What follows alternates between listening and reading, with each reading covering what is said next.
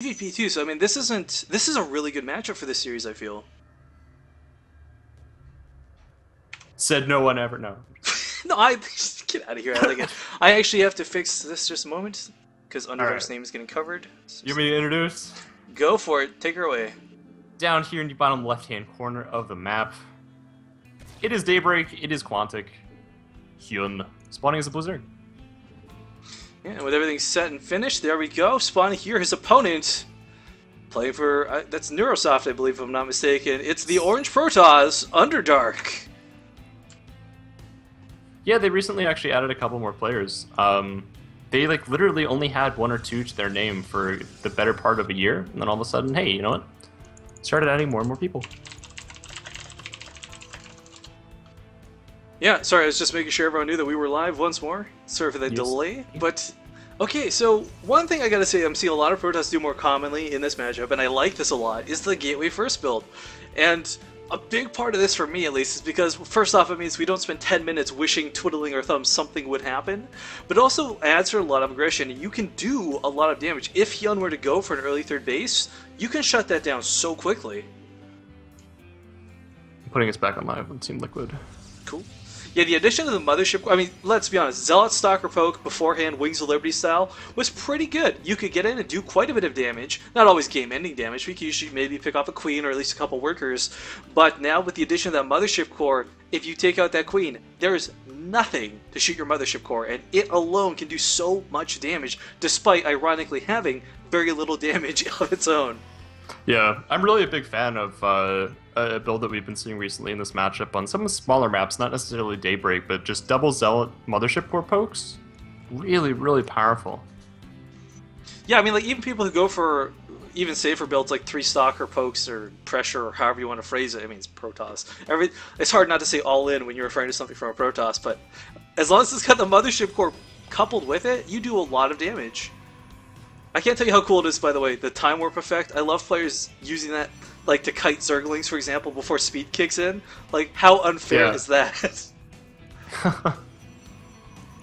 Do have Hyun's Overlord undaunted going into his opponent's base, and there is no Forge down.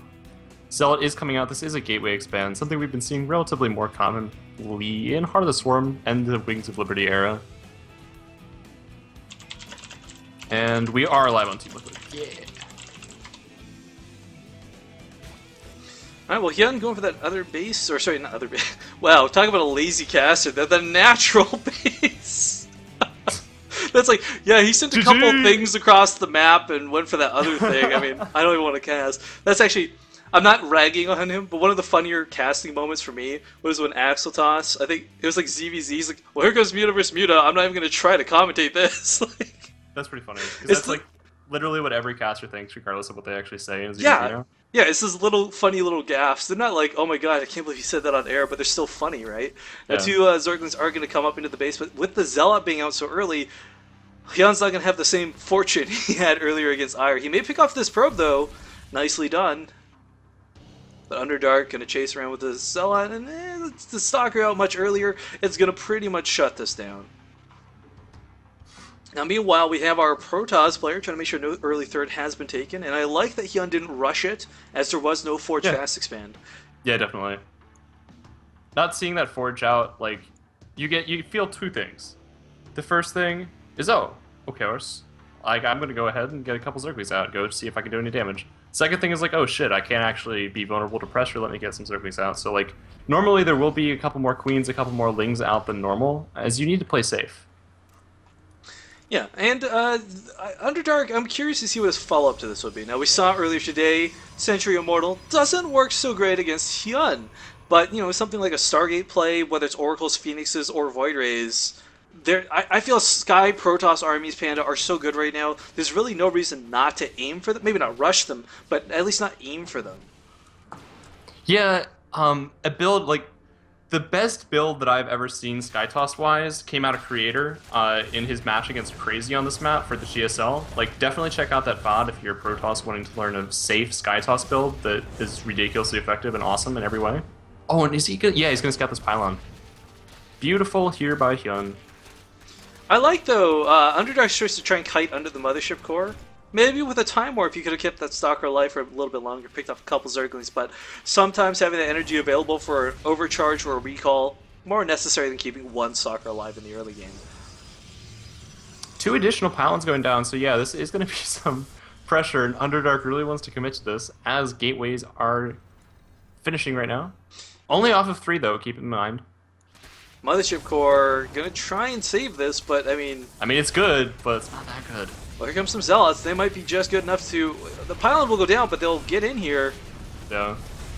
And I like the Time Warp. This is going to allow the Zealots to connect to the Zerglings so much easier, but the probe going down is a little unfortunate. Oh my gosh, the probe going down is huge, because there's no Robo. I mean, a Warp Prism? No, hell no. The Robo's just starting now, and he can't afford to send another probe across the map. Hyun has complete map control with the amount of lings that actually the Protoss is forced. So this is a ridiculously good situation for Hyun to be in right now. Underdark He even trying might to burn get a back couple across force the map. fields.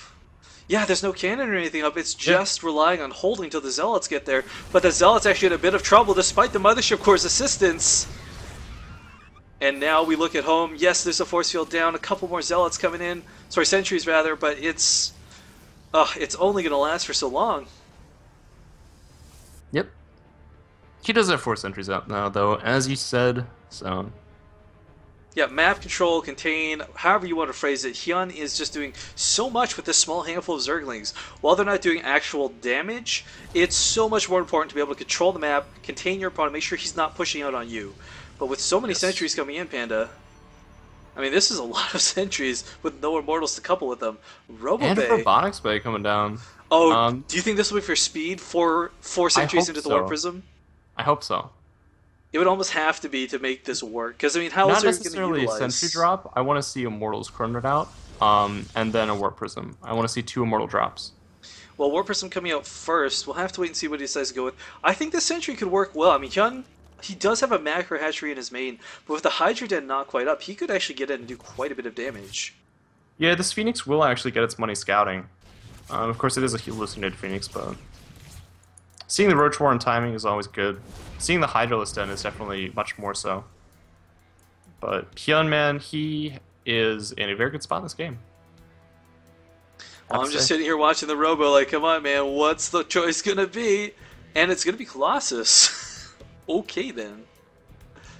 This is something you generally don't see all that much in this matchup anymore. It's good on Daybreak, but your opponent with a higher unit count can really take advantage of the fact that you really have no gateway support in going for, like, it's 200-200 just for the Robotics Bay, that support structure to actually be able to produce Colossi. Then you have to research lands, which is 200-200 as well, in addition to the cost of the Colossus. Like, I want to throw out how deadly this Overseer could be. If he contaminated 2 of these 3 gateways, this Warp Prism couldn't warp anything in.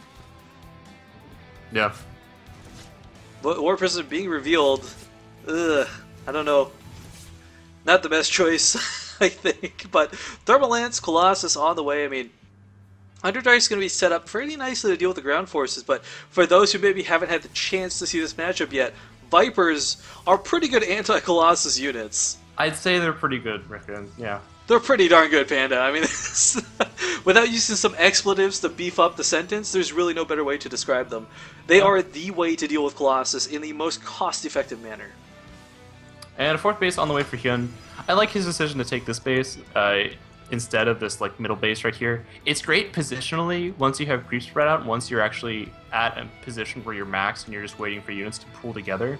But I really like this other base because it's farther away and it forces your opponent to actually maneuver their forces out just that little extra bit. And that really makes all the difference in a match at this point. At this level. Well, 3-base Colossus, man. I mean, sometimes it doesn't matter whether the Zerg has 3 bases or 6. When you've got a 3-base Colossus building Protoss player, that's not going to be fun to deal with, no matter how you look at it. Pushing out right now with 2. Thermal Lance did just finish, so this is a neat little timing. Only has +1 at his disposal right now. +1 armor is just finishing up right now. Blink's still a good way out, but his Stalker count is getting up there.